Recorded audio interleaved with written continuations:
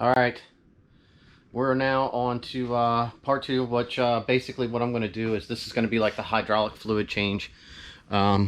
We have all of our nice Kubota hydraulic fluid, which is special for this thing. Use the right stuff. Cost of this stuff's what you want to do. So where's that do? I know it's on here somewhere.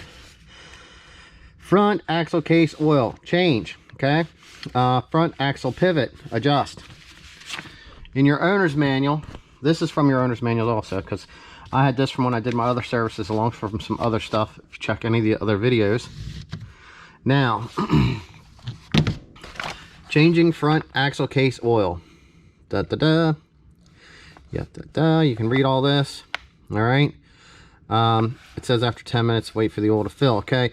Now it shows your fill plug here. Your drain plug's down here. There's one of these on each side. I'll show you where they're at. I have a pan here to put oil in, which is normally what I change my stuff with. That's what I use for my oil change and everything else. We got some new pans, so I've had these around for a while. Something like that might work, or you could use a Tupperware container. But if you get in here and you look, the location of this is pretty bad with the wheel on. So I'm hoping that I can rig something up here. I think it says that the quantity in here is 5 quarts, but I'm not quite sure. So we're just gonna have to wait and see and go from there. What I'm gonna do is I'm gonna try to rotate the wheel that way so that I can drain this side out. Hopefully that gives me a little bit more room to get in here and try not to make a mess. I'm also gonna lay down a piece of cardboard under here, so if any does get on there, that's going to also make cleaning up a little bit easier. And I'll have some rags ready if I need them, and I'll probably throw in some gloves. So I'll show you guys what everything looks like when I get it set up. All right, so I have a piece of cardboard down. I have a 9/16 wrench on here. I did grab some used paper towels. These are good for cleaning up oil. I do have a couple rags here also, just some old stuff. Something to use for rags. I got my gloves on. So I've never had one of these off, so this is going to be an experience for me. So you're going to get to see what to expect when you pop this off for the first time if you're doing this.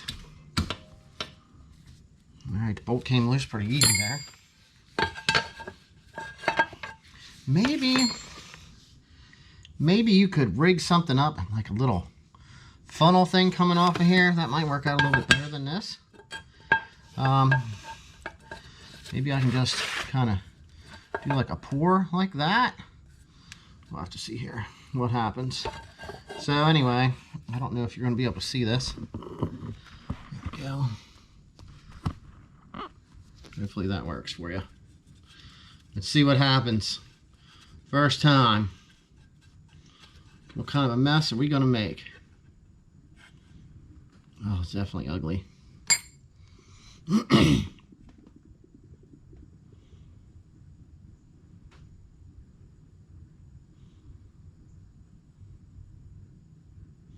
So that's kind of working pretty good. We're kind of trailing out and it's running down through.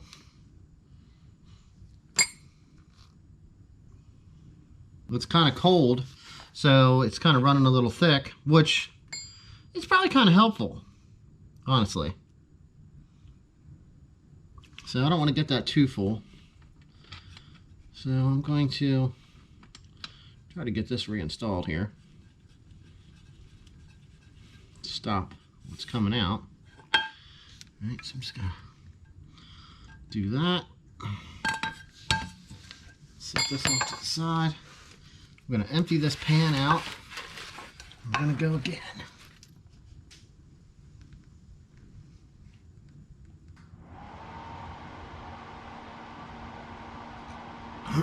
It's actually starting to slow down some.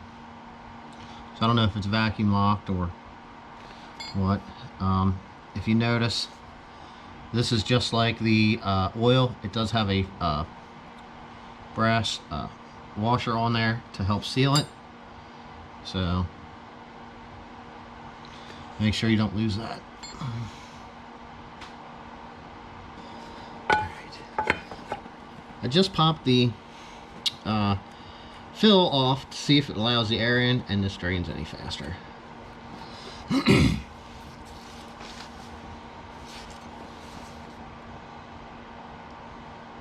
Alright, so I was able to prop that pan in there. This was some of what I drained out there. This is all of what I drained out. Typically I can get about 6.5 quarts into this container. So this says this holds about 5 quarts and some. I was letting this side drain out. I got to go to the other side and try to drain out a little bit more out of that one. And then once I'm done with that and let it sit there, like I said, it's almost to the point where, you know what I mean, there's a little tiny stream coming out. So I'm just letting all that could come out before I put new in. This stuff is pretty ugly. It did look like it was a little shiny. That's kind of just something that shows wear.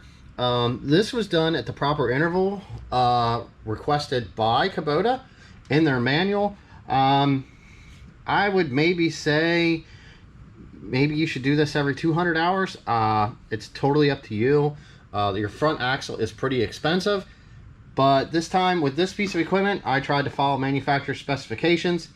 So this is what it is. I'll put the oil in. Anytime that I did pull the dipstick out, it always looked clear on here, so I had no way to tell this. Like I said, this is the first time I'm taking this apart. So I'm just trying to show you guys what I'm doing. I'm getting the oil out, and you know, slowly it's dripping.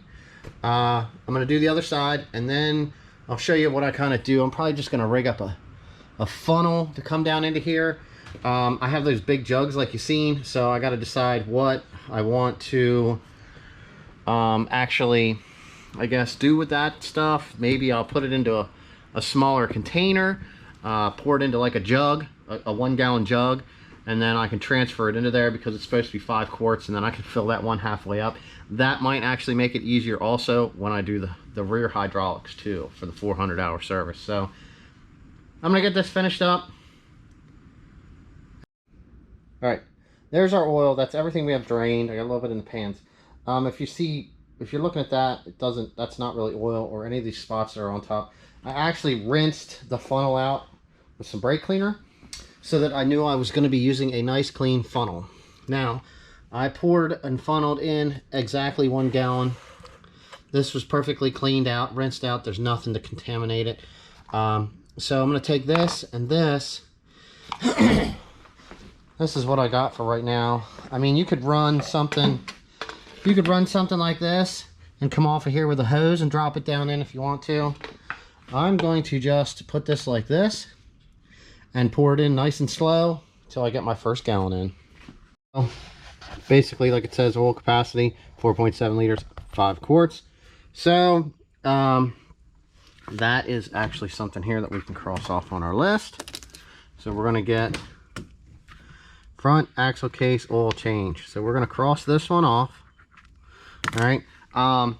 It states to after it sits for 10 minutes to check your oil level and add oil to the prescribed level, basically fill it up to the stick. So let's check this thing out. It's been sitting in here for a little while.